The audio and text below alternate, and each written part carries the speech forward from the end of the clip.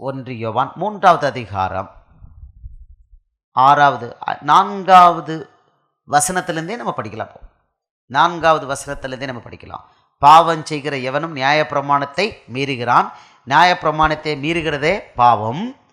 அவர் நம்முடைய பாவங்களை சுமந்து தீர்க்க வெளிப்பட்டார் என்று அறிவீர்கள். அவரிடத்தில் பாவம் இல்லை. யாரிடத்துல? இயேசுவிடத்தில் பாவம் இல்லை. அவரில் நிலைத்திருக்கிற எவனும் பாவம் செய்கிறதில்லை. பாவம் செய்கிற எவனும் அவரை காணவும் இல்லை, அவரை அறியவும் இல்லை. அல்லேலூயா, அல்லேலூயா. நான் இயேசுவை ஏற்றுக்கொண்டுட்டேன், சபையில் வந்துக்கிட்டு இருக்கேன் அப்படின்னு சொன்னால் அந்த ஆள் பாவம் செஞ்சா ஆண்டவர் சொல்கிறாரு, பாவம் செய்கிற எவனும் அவரை காணவும் இல்லை, அவரை அறியவும் இல்லை. அடுத்தது இன்னொன்றும் கொடுத்துட்டாரு. 8வது வசனத்தை சொல்லிட்டாரு, பாவம் செய்கிறவன் பிசாசினால் உண்டாவனாக இருக்கிறான். அல்லேலூயா.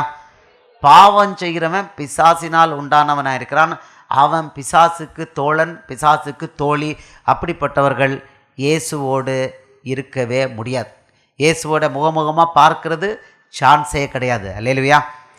கடைசி நாட்களில் சபையில் இந்த பாரம்பரியங்கள் வர்றது, தேவனுடைய வசனத்துக்கு மீறி அவர்கள் இருக்கிறதுக்கு காரணம் என்னன்னா பாவம். பாவம். அல்லேலூயா. பாவம். ஏன்னா பாவம் இருக்கிற இடத்துல யார் இருக்க மாட்டா? இயேசு இருக்க மாட்டார். இயேசு இருக்க மாட்டார். இன்னைக்கு புதிய ஏற்பாட்டில் ரொம்ப ஸ்பெஷல் என்னன்னா, பரிசுத்த ஆவியானவர் எங்கே இருக்கிறாரு? எபேசியர் 4:6 சொல்லுது, அவர் நமக்கு உள்ள இருக்கிறார். நமக்கு உள்ள இருக்கிறார். இங்கே இருந்து தான் என்ன பண்ணுறாரு? வாக்கு கடங்காத பெருமூச்சுகளோடு நமக்குள்ளேருந்து ஜெபம் பண்ணுறாரு. எங்கே? எபேசியர் ரோமர் 8:26. ரோமர் 8:26 என்ன பண்ணுறாரு? ஆவியானவர் தாமே வாக்கு கடங்காத பெருமூச்சுகளோடு நமக்குள்ளேருந்து வேண்டுதல் பண்ணுறாரு. உள்ளே இருக்கணும். அவர் உள்ளே இருந்தால் தான் அவர் நமக்குள்ளேருந்து வேண்டுதல் பண்ண முடியும். பாவம் இருக்கிற இடத்துல அவர் இருக்க முடியுமா? ஒளிக்கும் இருளுக்கும் சம்பந்தம் ஏது? அப்போ என்ன ஆகுனா, எங்கெல்லாம் ஆவியானவர் இல்லையோ அங்கே பாவம் இருக்கும். மாற்றி சொல்ல போனால், எங்கெல்லாம் பாவம் இருக்கோ அங்கெல்லாம் என்ன இருக்கும்? அங்கெல்லாம் யார் இருக்க மாட்டா? ஆவியானவர் இருக்க மாட்டார். அல்லேலூயா. இது கொஞ்சம் அதை ரிஃபைன் பண்ணி சொல்கிறேன். எங்கெல்லாம் ஆண்டவருடைய வார்த்தைகளை மீறி இருக்காங்களோ அங்கே ஆவியானவர் இருப்பாரா? இல்லை இருக்க மாட்டாரா? இருக்க மாட்டார். அவருக்கு மரியாதை இல்லாத இடத்துல, பரிசுத்த ஆவியானவரே கிடையாதுன்னு சொல்கிற இடத்துல பரிசுத்த ஆவியானவர் இருப்பாரா? இன்னைக்கு இயேசு எப்படி இருக்கிறாரு? உலகத்தில் எப்படி இருக்காரு? பரிசுத்த ஆவியானவராக தான் இருக்கிறார். அல்லேலூயா. பரிசுத்த ஆவியானவரே கிடையாது, அந்நிய பாஷை கிடையாதுன்னா அங்கே அந்த சபைகளில் இயேசு இருப்பாரா? கிடையாது. இயேசு தெளிவாக பிதாவாகிய தேவன் அவருடைய ஆதீனத்தில் திட்டம் போட்டு முழுக்கு ஞானஸ்தானம்னு ஒன்றை கொடுக்கறதுக்கு தான் யார் அனுப்புனார்? யோவான் ஸ்நானகன் அனுப்புனார். யோவான் ஸ்நானகனுக்கு 2 வேலை ஆண்டவர் வச்சுருந்தார். பிதாவாகிய தேவன் ரெண்டு வேலை வச்சுருந்தார். இயேசுவுக்கு முன்னால் இயேசுவுக்கு தான் அவ்வளோ தீர்க்க தரிசனம். அவர் ஈசாயின் அடிமரத்தில் வருவார், யாக்கோபிலிருந்து ஒரு நட்சத்திரம் உதிக்கும்னு பிலேயாமச்சு சொல்ல வச்சார். மீகா 5:2 சொன்னார், எப்பிராத்தா என்ற பெத்லகேமே, யாக்கோபை ஆளப் போகிறவர் உன்னிலிருந்து என்னிடத்துக்கு வருவார். எந்த ஊரில் இயேசு பிறப்பார் சொல்லப்பட்டது. யார் அடிமரத்தில்? ஈசாயின் அடிமரத்தில். அழகழகாக இயேசுவை பற்றி ஃபுல்லாக தீர்க்க தரிசனம் சொல்லப்பட்டது. அதுக்கு அடுத்தது ஒரு ஆளை பற்றி தீர்க்க தரிசனம், கன்னி மரியாளை பற்றி ஒரே ஒரு இடத்துல 7வது அதிகாரத்தில் 9வது அதிகாரத்தில் ஏசாயாவில் பார்க்குறோம். என்னப்பா? ஏசாயா 7 இதோ 7:14 இதோ ஒரு கன்னிகை கர்ப்பவதியாகி ஒரு குமாரனை பெறுவாள், அவருக்கு இம்மானுவேல் என்று பெயரிடுவாள். இதுதான் ஒரே ரெஃபரன்ஸ். அடுத்தது 9வது அதிகாரத்தில், ஏசாயா 9வது அதிகாரத்தில் நமக்கு ஒரு பாலகன் பிறந்தார். எங்கே இருக்குது? 6வது வசனம். நமக்கு ஒரு பாலகன் பிறந்தார், நமக்கு ஒரு குமாரன் கொடுக்கப்பட்டார், கர்த்தத்துவம் அவர் தோளில் மேல் இருக்கும், அவர் நாமம் அதிசயமானவர், ஆலோசனை கர்த்தர், வல்லமை உள்ள தேவன், நித்திய பிதா, சமாதான பிரபு எனப்படும். இங்கே இயேசுவை பற்றி மட்டும்தான் குறிப்பிடப்பட்டிருக்கு, கன்னிமரியாளை பற்றி இல்லை. ஒரே வசனம் கன்னிமரியாளை பற்றி இங்கே இருக்குது. 14 ஏசாயா 7:14. யோவான் ஸ்நானகனை பற்றியும் வனாந்தரத்தில் கூப்பிடுகிற சத்தம்னு சொல்லி அவனுக்கு யார் நிற்கிறா, யார் யார் வந்து அனௌன்ஸ் பண்ணுறாங்க? யோவான் ஸ்நானகன் பிறப்பை குறித்து யார் அனௌன்ஸ் பண்ணுறாங்க? எந்த தேவதூதனா? எந்த தேவதூதன்? எந்த தேவதூதன் வந்து சொன்னான்? யார்? கேப்ரியல் வந்து சொன்னான். கேப்ரியல் வந்து சொல்கிறான். இப்போ கன்னி மரியாளுக்கும் யார் வந்து சொல்கிறா? கேப்ரியல் வந்து சொல்கிறான். சகரியாவுக்கு, யோவான் ஸ்நானனுடைய அப்பாவுக்கு யார் வந்து? கேப்ரியல் தான் வந்து சொல்கிறான். கிளியரா? யார் கேப்ரியல்? ஆண்டவருடைய சமூகத்திலேருந்து அவனே சொல்கிறான், நான் எங்கேருந்து வந்தவன் அப்படின்னு அவனே சொல்கிறான். நான் தேவனுடைய சமூகத்தில் நிற்கிறவன் அங்கேருந்து நான் வந்திருக்கேன் அப்படிங்கிறான். எடுத்துக்கொள்வோம். லூக்கா 1வது அதிகாரம் 19வது வசனம். லூக்கா 1:19. தேவதூதன் அவனுக்கு பிரதியுத்தரமாக, யார்? சகரியாவுக்கு, நான் தேவ சன்னிதானத்தில் நிற்கிற கேப்ரியல் என்பவன், உன்னுடனே பேசவும் உனக்கு இந்த நற்செய்தியை அறிவிக்கவும் அனுப்பப்பட்டு வந்தேன். அல்லேலூயா. இதே கேப்ரியல் நேரம் அடுத்த ரவுண்டு போகிறான். அடுத்த 28வது வசனத்தில், அவள் இருந்த வீட்டில் தேவதூதன் பிரவேசித்து, கிருபை பெற்றவளே வாழ்க, கர்த்தர் உன்னுடனே இருக்கிறார். இங்கேயும் கேப்ரியல் வந்து சொல்கிறான். யாருக்கு? இயேசு பிறக்க போகிறாரு, உன் வயிற்றில் இயேசு பிறக்க போகிறாருன்னு அதே கேப்ரியல் வந்து இங்கே சொல்கிறான்.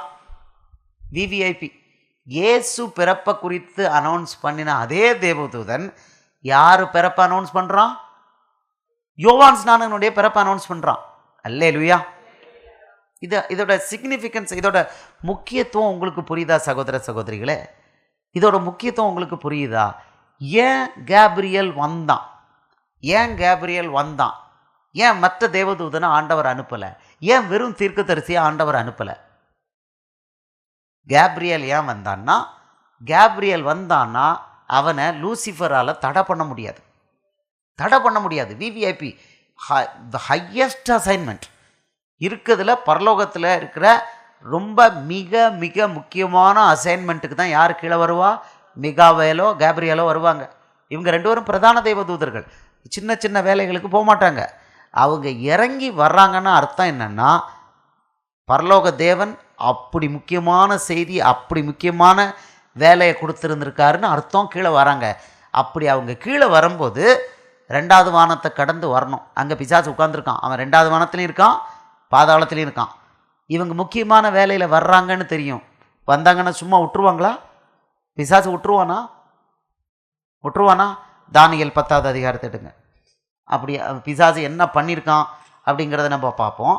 அவன் என்ன பண்ணியிருக்கான்? 21 நாள் 10வது அதிகாரம் 13வது வசனத்தில் பார்க்குறோம்.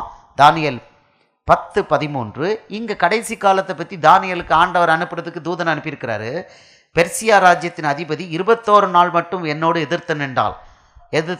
ஆனாலும் பிரதான அதிபதிகளில் ஒருவனாகிய மிகாவேல் எனக்கு உதவியாக வந்தான். ஆதலால் நான் அங்கே பெர்சியாவின் ராஜாக்களிடத்தில் தரித்திருந்தேன். இப்பொழுதும் கடைசி நாட்களில் உன் ஜனங்களுக்கு சம்பவிப்பதை உனக்கு தெரிய பண்ணும்படிக்கு வந்தேன். அல்லேலூயா. கடைசி காலம் சம்பந்தமாக, மனுக்குலத்துக்கு பெரிய மீட்பு சம்பந்தமாக இந்த மாதிரி விவிஐபி அசைன்மெண்ட்டுக்கு வரும்பொழுது பிசாசு என்ன பண்ணுறான்? தூதர்களை தடுத்து நிறுத்துறான். அதனால தான் என்ன பண்ணியிருக்கிறாரு? கன்னி மரியாளுக்கு நீ கர்ப்பவதியாகி பரிசுத்தாவியானவர்ல நீ ஒரு குழந்தையை பெறுவாயின்னு சொல்லி அனௌன்ஸ் பண்ணும்போது யார் வந்தா? கேப்ரியல் வந்தான். அந்த அளவுக்கு ஈக்குவலண்ட்டாக யார்கிட்ட வந்து? யோவான் ஸ்நானகன் பிறப்பை குறித்து அவங்க அப்பாவுக்கு சகரியாவுக்கு வந்து தேவதூதன் வந்து சொல்கிறான். அல்லேலூயா. அர்த்தம் என்னன்னா, இது அவ்வளவு முக்கியமான ஒரு பிறப்பு. யோவான் ஸ்நானகனின் பிறப்பு இந்த வேதாகமத்தில் இயேசுவுக்கு அடுத்ததாக அதை வந்து ஒரு முக்கியமான பிறப்பாக வேதாகமம் காண்பிக்கிறது. அல்லேலூயா. முக்கியமான பிறப்பாக. ஏன் அது பிறப்பு? யோவான் ஸ்நானகன் வந்து 2 காரியம் பண்ணான். ஒன்று, இதோ உலகத்தின் பாவங்களை சுமந்து தீர்க்கிற தேவ ஆட்டுக்குட்டின்னு யார் அடையாளம் காமிச்சான்? இயேசுவை அடையாளம் காமிச்சான். இன்னொன்று என்ன பண்ணா? ஞானஸ்நானம் கொடுத்தான். என்ன ஞானஸ்நானம்? எங்கே போய் சபையில் கூப்பிட்டு, வாங்கப்பா எல்லோரும் வாங்க, ஒரு 5 ஸ்டார் ஹோட்டலில் உங்களுக்கு பிதா குமாரன் பரிசுத்தாவின் நாமத்தில் சிலுவை போட்டு ஞானஸ்தானம் கொடுங்க. இப்படியா பண்ணான்? அவன் எங்கே கொடுத்தான்? யோர்தான் நதியில். இன்றைக்கும் இஸ்ரவேல் போகிறவங்க எங்கே போய் ஞானஸ்தானம் எடுக்கிறாங்க? ஹோட்டலில் பாத்ரூமில் இல்லைன்னா இதில் டப்பில் போய் எடுக்கிறாங்களா? இன்றைக்கி இஸ்ரவேல் போய் எங்கே ஞானஸ்தானம் எங்கே எடுக்காங்க? சிம்பாலிக்கா யோர்தான் நதியில் முங்கி தான் எடுக்கிறாங்க. அல்லேலூயா.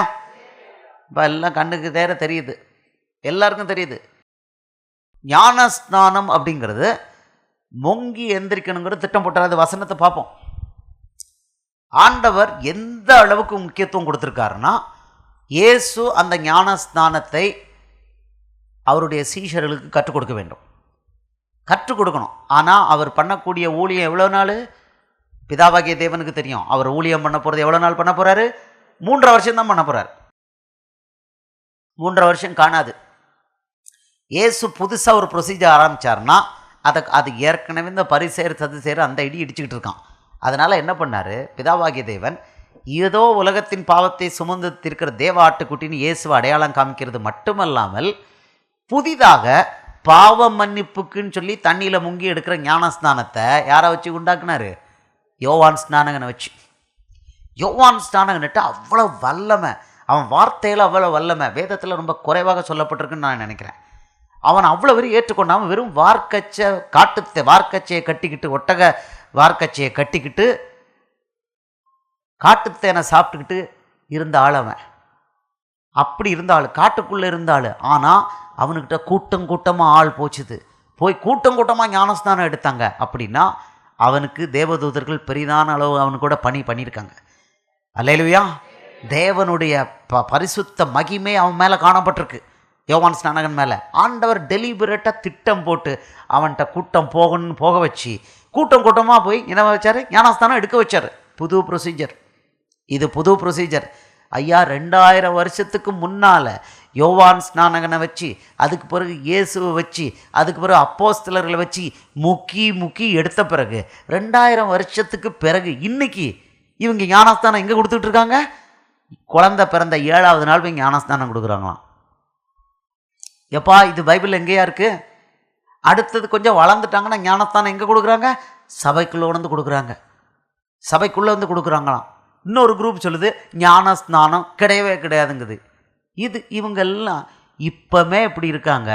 2000 வருஷத்துக்கு முன்னால் எப்படி இருந்திருக்கும் பாருங்கள். அதுவும் இந்த நியாய பிரமாணத்தில் கட்டையாக ஊறி போன ஆளுங்க என்ன அளவுக்கு எதிர்ப்பு தெரிவிச்சிருங்க பாருங்கள். அப்படின்னா யோவான் ஸ்நானகன் மேலே இந்த எதிர்ப்பு இல்லாமல் அவ்வளோ பேரும் கூட்டமாக போய், இன்க்ளூடிங் பரிசேர் சதிசேர் போய் ஞானஸ்நானம் எடுத்தாங்கன்னா அப்போ தேவ வல்லமை எவ்வளோத்துக்கு அவன் மேலே இருந்திருக்கணும் பாருங்கள். அல்லேலூயா. அவ்வளவையும் கொடுத்து இந்த தண்ணியில் முங்கி எந்திரிக்கிற ஞானஸ்நானம்ங்கிற இந்த உடன்படிக்கையை உலகத்துக்கு பிதாவாகிய தேவன் கொண்டு வரணும்னு முடிவு பண்ணிட்டார். தாம் பிள்ளை தன்னுடைய ஒரே பேரான குமாரன் எப்படியும் அவர் மரிக்க போகிறாரு, சிலுவையில் 3ஆம் நாள் உயிர்த்தெழ போகிறாரு. அதற்கு அடையாளமாக அவர் எப்படி மரித்து அடக்கம் பண்ணப்பட்டாரோ அதே போல் தண்ணியில் முங்கி அப்புறம் வெளியில் வரும்போது எப்படி உயிரோடு வந்தாரோ அதை போல் உயிரோடு வர்றதுக்கு இலக்கணமாக இதை பண்ணணும்னு சொல்லி இதுக்கு திட்டம் போட்டு யோவான் ஸ்நானகன் ஒரு ஆளை உண்டாக்கி கொண்டு வந்து வேலை முடிஞ்ச உடனே ஏரோதராஜா அவனை கொலை செய்ய அலோவ் பண்ணி அவனை பரலோகத்துக்கு கொண்டு போயிட்டார். அல்லேலூயா. அவன் வந்த வேலையை க்ளீனாக முடிச்சிட்டான். என்ன முடித்தான்? இயேசுவை அடையாளம் காமிச்சதை முடிச்சிட்டான். 2வது அவன் என்ன செஞ்சான்? இந்த ஞான ஸ்நானங்கிற ப்ரொசீஜரை க்ளீனாக எல்லாருக்கும் இன்ட்ரடியூஸ் பண்ணிட்டான். இப்போ இயேசுவுக்கு பிரச்சனையே இல்லை. அவரும் ஞானஸ்தானம் கொடுக்க துவங்கினார். கேள்வி கேட்கல. அவர் ஞானஸ்தானம் கொடுத்தது ஒருத்தனும் கேள்வி கேட்கல. அதற்கு பிறகுதான் அவர் சொல்கிறாரு, அவருடைய மரணம் அவருடைய உயிர்த்தெழுதலுக்கு பிறகு அது நித்திய உடன்படிக்கையாக இருக்க போகிறதுன்னு ஆக்கி வச்சுட்டு போயிட்டார். அல்லேலூயா. கொலோசியர் 2வது அதிகாரம் அவர் பிள்ளைகளை வச்சு அழகாக சொல்லிட்டு போயிட்டார். கொலோசியர் 2வது அதிகாரத்தை எடுத்துக்கொள்வோம். கொலோசியர் 2வது அதிகாரம் 12வது வசனம். ஞான ஸ்நானத்திலே அவரோடே கூட அடக்கம் பண்ணப்பட்டவர்களாகவும் அதிலே அவரை மரித்தோரிலிருந்து எழுப்பின தேவனுடைய செயலின் மேலுள்ள விசுவாசத்தினாலே அவருடைய கூட எழுந்தவர்களாகவும் இருக்கிறீர்கள். அல்லேலுயா, அல்லேலுயா. இதுதாங்க அவருடைய திட்டத்தில் அவர் பண்ணியிருக்கிற உடன்படிக்கை. ஒவ்வொரு ஆண்டவருடைய பிள்ளையும் ஞானஸ்நானம்னா இப்படி தான். என் பிள்ளை எப்படி மரித்தாரோ அதே போல் இவங்க தண்ணியில் முங்கி மரித்தவர்கள் அடக்கம் பண்ணப்பட்டவர்களாக வெளியில் வரும்போது உயிர் தெழுந்தவர்களாக. இதை யாருனாலும் ஞானஸ்தானம் கொடுக்கலான்னு ஆக்கியிருக்கிறார். ஞானஸ்தானம் அவர் எடுத்துருக்கணும், அவ்வளோதான். முழுக்கு ஞானஸ்தானம் ஒருத்தர் கொடுக்குறாருன்னா அவர் அந்த பெண் என்ன பண்ணியிருக்கணும்? முழுக்கு ஞானஸ்தானம் எடுத்துருக்கணும். பெண்ணும் கொடுக்கலாம், பைபிளில் பெண் ஞானஸ்தானம் கொடுக்கக்கூடாதுன்னு எங்கேயும் கிடையாது. ஆமாம், கொடுக்கக்கூடாதுன்னு ஒன்றும் கிடையாது. இப்போ பாருங்கள், மத்தேயு 28வது அதிகாரத்துக்கு வருவோம். அவர் பரலோகத்துக்கு போகிறதுக்கு முன்னால் அழகாக வார்த்தையை சொல்லிட்டு போயிட்டார். மத்தேயு 28 19 20 18லேருந்தே படிப்போமே, நல்லா தான் இருக்குது, நல்ல வசனம் படிக்கலாம். மத்தேயு 28 18 19 20 பரலோகத்துக்கு ஏறி அவர் போகிறதுக்கு முன்னால் கொடுத்துருக்காரு. அப்பொழுது இயேசு சமீபத்தில் வந்து அவர்களை நோக்கி, வானத்திலும் பூமியிலும் சகல அதிகாரமும் எனக்கு கொடுக்கப்பட்டிருக்கிறது. ஆகையால் நீங்கள் புறப்பட்டு போய் சகல ஜாதிகளையும் சீஷராக்கி பிதா குமாரன் பரிசுத்தாவியின் நாமத்திலே அவர்களுக்கு ஞான ஸ்நானம் கொடுத்து. அல்லேலூயா. க்ளீனாக போட்டார், ப்ரொசீஜர் போட்டார். பிதா குமாரன் பரிசுத்தாவின் நாமத்தில் ஞான ஸ்நானம் கொடுக்கணும். அப்படி கொடுத்தா தான் பரலோகத்துக்கு வர முடியுங்கிறத தெளிவுபடுத்திட்டார். இது முக்கியத்துவம் இல்லைன்னு இயேசு ஏன் சொல்கிறாரு? நல்லா கொஞ்சம் கவனித்து பார்ப்பான். சப்போஸ் இங்கே ஞான ஸ்நானம் தேவை இல்லை, பரலோகத்துக்கு போகிறதுக்கு ஜீவ தண்ணீர் அங்கே போய் குடிக்கிறதுக்கு ஞான ஸ்நானம் தேவை இல்லை அப்படின்னு முடிவு பண்ணியிருந்தா இயேசு ஏன் ஞான ஸ்நானம் கொடுங்கன்னு சொல்லியிருக்கிறாரு? நீங்கள் எல்லாரையும் பாவ மன்னிப்பு பெற வைங்க அப்படின்னு சொல்லிட்டு விட்டுருப்பார். எல்லாரையும் பாவ மன்னிப்பு அறிக்கை பண்ண வைங்க, அவ்வளோதான் அப்படின்னு சொல்லிட்டு விட்டுருப்பார். அவர் சொல்கிறாரு, இந்த உடன்படிக்கையை அவரை ஏற்றுக்கொள்கிற ஒவ்வொரு மனுஷியும் செய்யணும். இது உடன்படிக்கை, அவரோடு செய்யக்கூடிய உடன்படிக்கை. அல்லேலூயா, அல்லேலூயா. எழுதியிருக்கிறார். நான் ஒரு வசனம் மட்டும் உங்களுக்கு காமிச்சேன், இன்னும் இருக்குது. பட் இது போதும், எக்கச்சக்கம் தேவையில்லை. இது இருக்குது. கொலோசியர் 2:12 அழகாக சொல்லிட்டாரு. இயேசு பரலோகத்துக்கு போகும்போது ஞான ஸ்நானம் கொடுங்க அப்படின்ட்டார். நீங்கள் புறப்பட்டு போய் சகல ஜாதிகளையும் சீஷராக்கி சீஷராக்குன உடனே என்ன பண்ணணும்? பிதா குமாரன் பரிசுத்தாவின் நாமத்திலே ஞானஸ்தானம் கொடுத்து உடன்படிக்கையில் கழுத்து போட வைங்கன்ட்டார். இப்போ இவ்வளவோ எழுதின பிறகு ஐயா எங்களுக்கு இதெல்லாம் வேண்டாம் அப்படின்னா, அப்படி சொல்லும் பொழுது என்ன ஆகுதுன்னா, இவ்வளவு முக்கியமாக ஆண்டவர் ஒன்று பண்ணியிருக்கிறார். பிதா திட்டம் போட்டு குமாரன் அதை எல்லாரும் சேர்ந்து எக்ஸிக்யூட் பண்ணியிருக்காங்க, அதை நிறைவேற்றியிருக்காங்க. ஆதி அப்போஸ்தலர்கள் அதை அப்படியே பின்பற்றியிருக்காங்க. இப்படி இருக்கும் பொழுது எங்களுக்கு இதெல்லாம் வேண்டாங்க, யாருங்க அந்த ஞானஸ்தானம்லாம் எடுக்க சொன்னது அப்படின்னு சொல்லி கேட்டால் ஆண்டவர் கேட்பார், அப்பா நீ எங்கே இருக்கிற? நீ லோக்கலில் இருக்கிற, நான் எங்கே இருக்கிறேன்? ஆண்டவர் அவரை பற்றி என்ன சொல்லுவார்? அவரோட அட்ரஸ் என்ன சொல்லுவார்? ஏசாயா 66:1, வானம் எனது சிங்காசனம், பூமி எனது பாதப்படிம்பார். அப்புறம் மனுஷனுக்கு அவர் போட்டிருக்க கட்டளை என்ன? எதிர்த்து பேசுறதுக்கு கட்டளை போட்டிருக்காரா? எதிர்த்து பேசுறதுக்கு ஆண்டவர் கட்டளை போட்டிருக்காரா?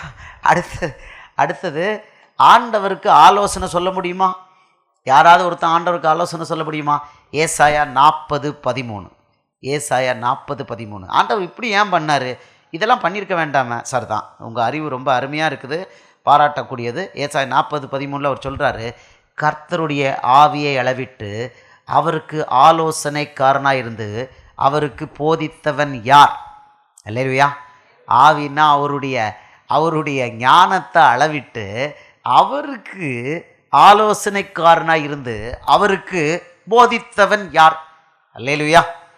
இதை அப்படியே அப்போஸ்தலனாகிய பவுல் வச்சு ரோமர் 11:34 ஆண்டவர் சொல்கிறார்.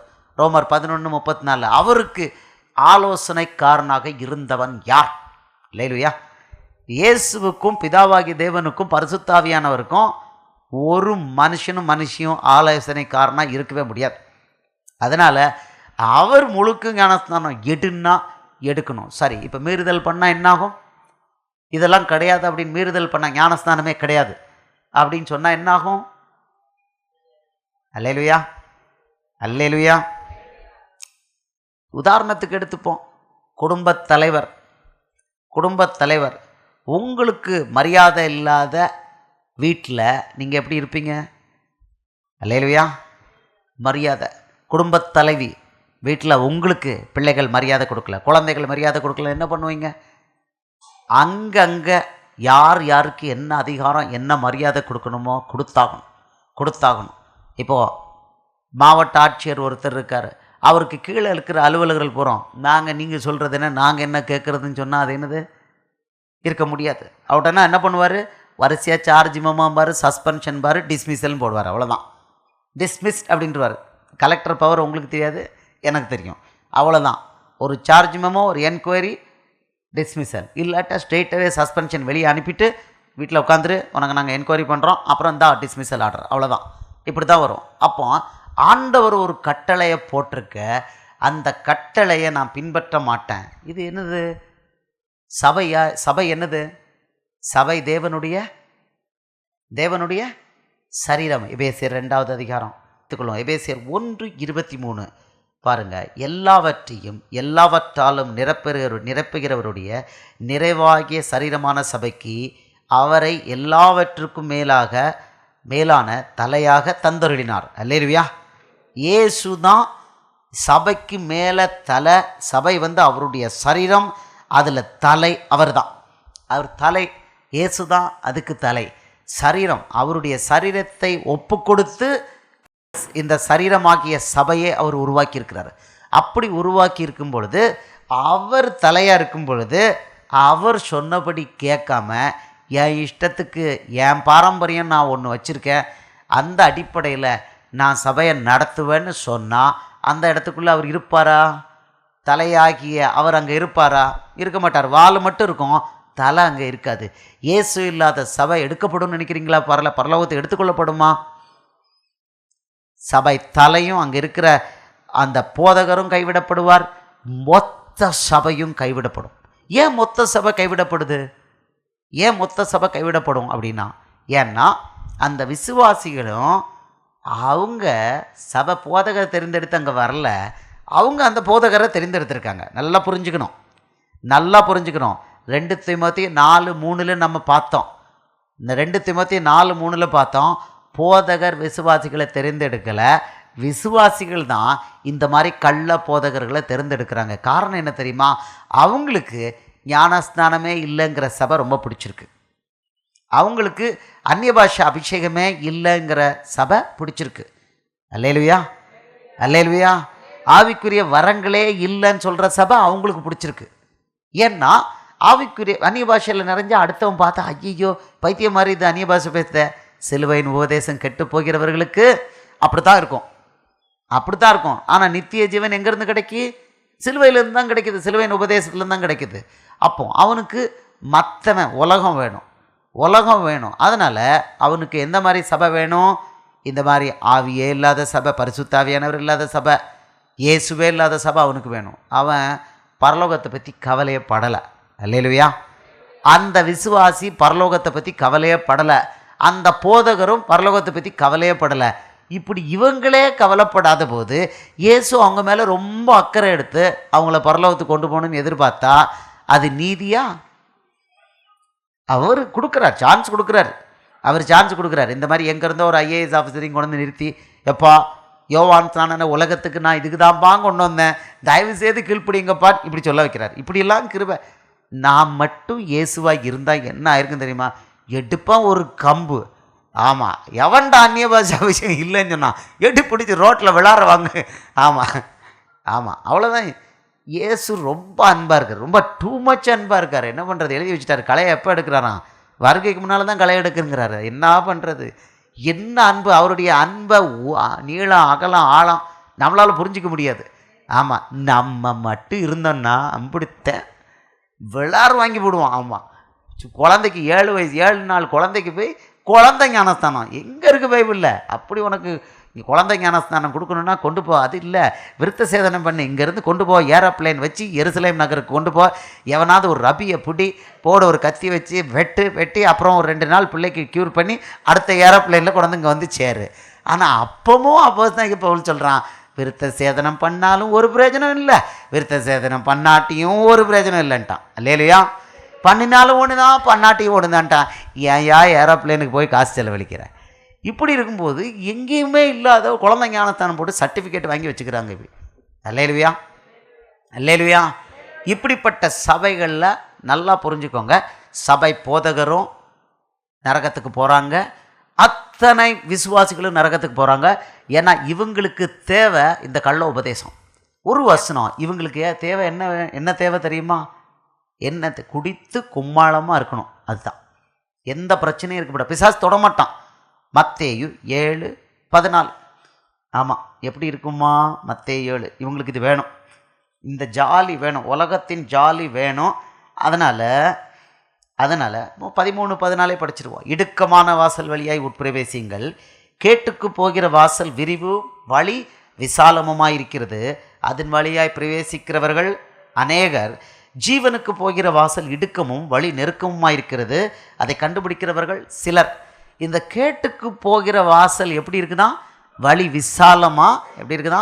ஜாலியாக குடிச்சிட்டு என்ஜாய் பண்ணிவிட்டு ஊழல் பண்ணிக்கிட்டு 10 வீடை கட்டிக்கிட்டு 10 கொள்ளை அடிச்சுட்டு 10 பேரை கொலை பண்ணிவிட்டு 10 மனைவிகளை வச்சுக்கிட்டு 2 தள்ளிக்கிட்டு இப்படி எல்லாம் பண்ணிக்கிட்டு இருக்கலாம். எங்கே பண்ணிக்கிட்டு சபையில் என்னவா இருக்கலாம்? மூப்பராக இருக்கலாம். அல்லேலூயா. ஏன்னா துட்டு இருக்குனால அவருக்கு நல்ல மூப்பர் ஸ்டேட்டஸு. துட்டு இருந்தால் போதும், வேறு ஒன்றுமே அங்கே தேவையில்லை. இந்த மாதிரி சபைகளில் காசு இருந்தால் போதும், அவர் 10 மனைவிகளே கூட்டிகிட்டு சபைக்கிட்ட வரலாம், எல்லாரும் அவருக்கு மரியாதை பண்ணுவாங்க. ஏன்னா அவர் மூப்பர், பணம் இருக்குது. இது என்ன சபை? இது பிசாசு கையில் இருக்கிற ஒரு கூட்டம். அல்லேலூயா. ஏன்னா இவங்க அங்கே போய் சேர்ந்துருக்குது எதுக்கு போயிருக்காங்க?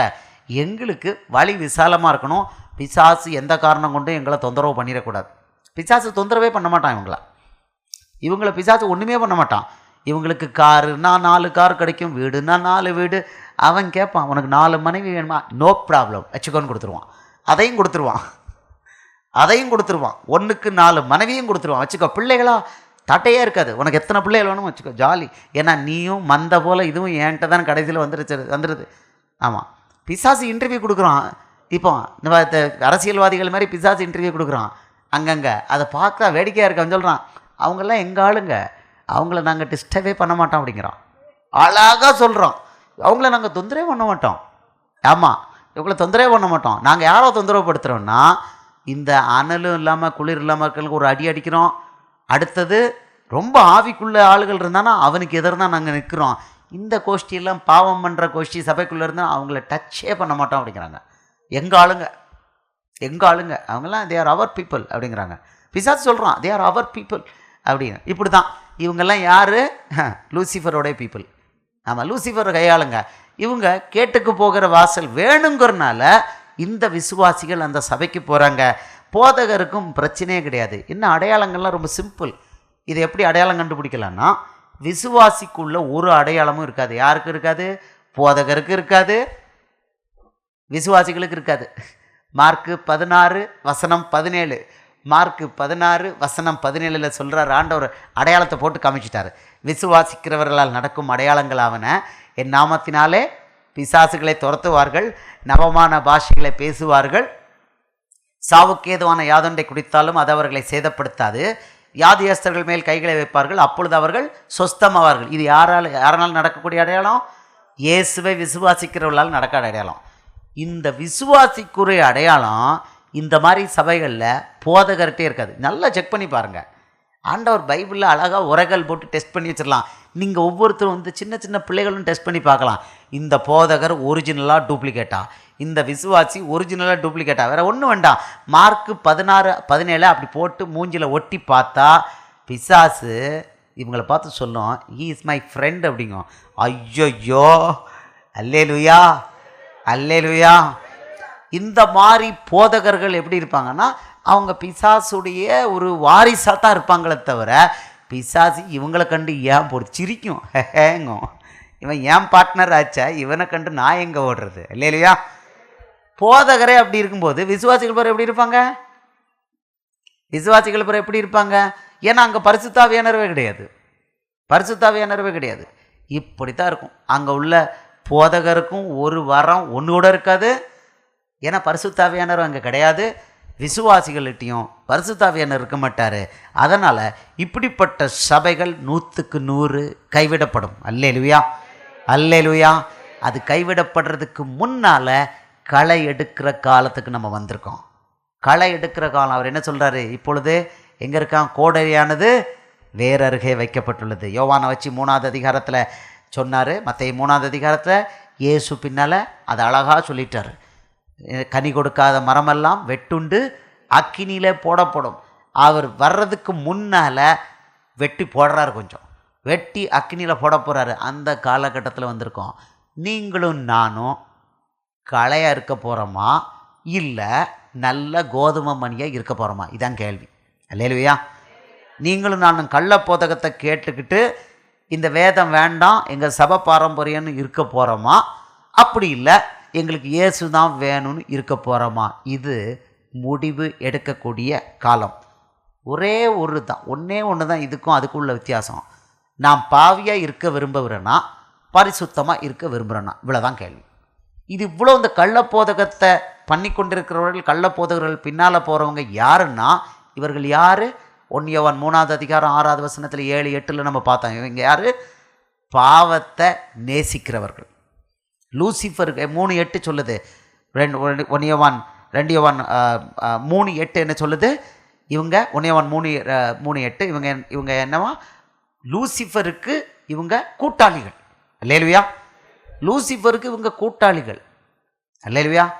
நம்ம லூசிஃபருக்கு கூட்டாளியாக இருக்க விரும்புகிறோமா, அல்லது இயேசுவோட பிள்ளையாக இருக்க விரும்புகிறோமா? கேள்வி கடைசியில் இங்கே வந்து முடியுது. எல்லாரும்